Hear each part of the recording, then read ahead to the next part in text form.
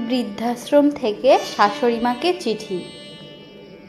পূজনীয় মা, এই মা কথাটা আমি কোনোদিন আপনাকে মন থেকে বলিনি।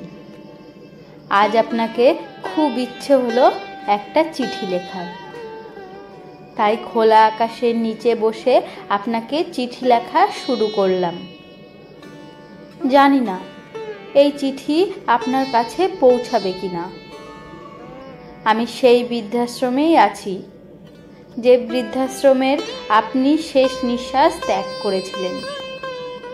ভাগ্যক্রমে আপনি যে রুমটিতে থাকতেন আমি এখন সেই রুমে, তাই হয়তো আজ আপনাকে আমার খুব মনে পড়ছে।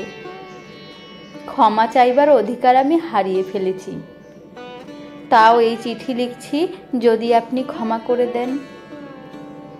বিয়ে হয়ে আসার পর থেকে আমি দেখেছিলাম আপনি সংসারটাকে নিজের হাতে রেখেছিলেন। এটা আমার সহ্য হতো না, মনে হতো যেন আমি বন্দি হয়ে আছি। কিন্তু এটা বুঝতাম না মাথার উপর একজন অভিভাবক থাকা কতটা প্রয়োজন।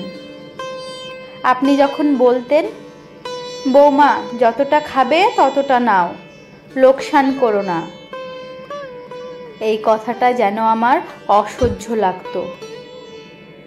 কিন্তু আমি এখন বুঝতে পারি আপনি কোনো খারাপ কথা বলেননি তো।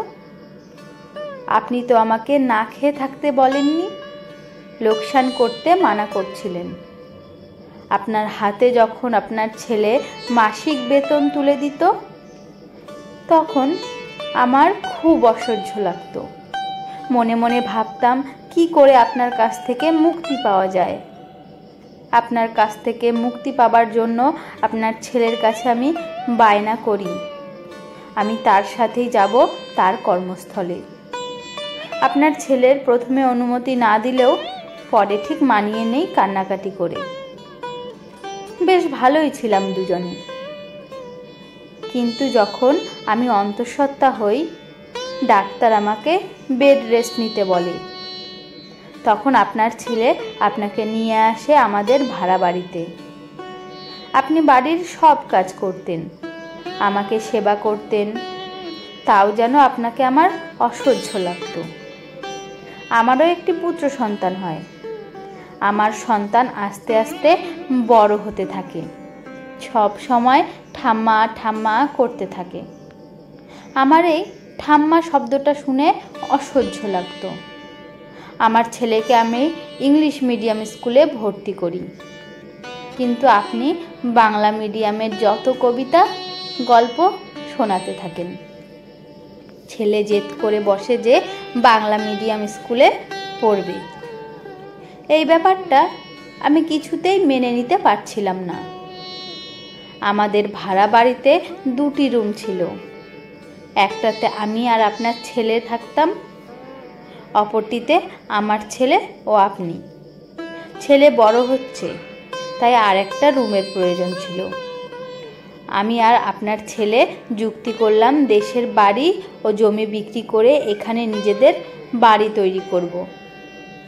আপনি কিছুতেই সই করছিলেন না।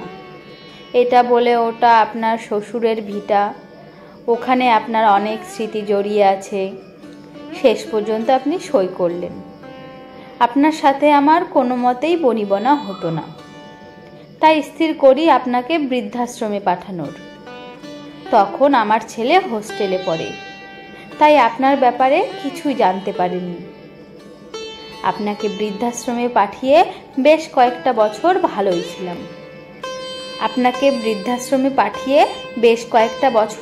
ছিলাম। একদিন ফোনে খবর পেলাম আপনি আর নেই। আমি মনে মনে বললাম, যাক বাঁচা গেছে। এরপর ছেলে বড় হলো, বিয়ে দিলাম। প্রথম ভেবেছিলাম আমি তো আর আপনার মতো গেয়ভূত নই, তাই আমার সাথে আমার বৌমার বেশ মিল হবে। কিন্তু তা হয়নি। আমার সাথে যেন ইতিহাসের পুনরাবৃত্তি হচ্ছিল। যে যে বিষয়ে আপনার সাথে আমার তর্ক হতো, ঠিক সেই বিষয়ে আমার সাথে আমার বৌমার হতো। হঠাৎ করে আপনার ছেলে স্ট্রোক হয় আর সে আমাকে ছেড়ে চলে যায় চিরতরে। আপনার ছেলের বানানো বাড়ি তাদের পছন্দ হচ্ছিল না। আমার বৌমা থাকতে চায় ফ্ল্যাটে, তাই বাড়ি ভেঙে ফ্ল্যাট বানানোর পরিকল্পনা করে। আমাকে আমার ছেলে ও বৌমা বোঝায় যে ফ্ল্যাট বানালে তারা 2টো ফ্ল্যাট নেবে, বাদবাকি ভাড়া দেবে, তাতে অনেক টাকা আসবে। আপনার মতোই আমি কিছুতেই সই করতে চাইনি, কিন্তু আমার ছেলে কান্নাকাটি করে শেষ পর্যন্ত সই নিয়েছিল। বাড়ি ভেঙে তৈরি হলো বিশাল বড় ফ্ল্যাট। সেই ফ্ল্যাটে ছিল 2টো রুম আর একটা কিচেন। আমি আমার ছেলেকে বললাম, কিরে, আমার রুম কোথায়? ছেলে বলল, মা, তোমার রুমের কি দরকার? তুমি আমাদের মেয়ের সাথে মেয়ের রুমে থাকবে। নাতনির সাথে নাতনির রুমেই থাকছিলাম। নাতনি যখন বড় হতে থাকে আমার সাথে খারাপ ব্যবহার করে। আসলে ওর চাই একটা নিজস্ব রুম। তাই আমার ছেলে ও বৌমা স্থির করে আমাকে বৃদ্ধাশ্রমে রাখার। আজ আমি বৃদ্ধাশ্রমে, যে বৃদ্ধাশ্রমে আপনি ছিলেন। ভাগ্যের কি পরিহাস! আমি কোনোদিনই ভাবিনি আমার সাথে এই রকম ঘটনা ঘটবে। রক্তের গরম, টাকার গরম আর যৌবনের গরমে আমরা সব কিছু ভুলে যাই পৃথিবীতে কোনো কিছুই স্থায়ী নয়। যদি এটা আমি আগে বুঝতাম তাহলে হয়তো এই দিন আমাকে দেখতে হতো না।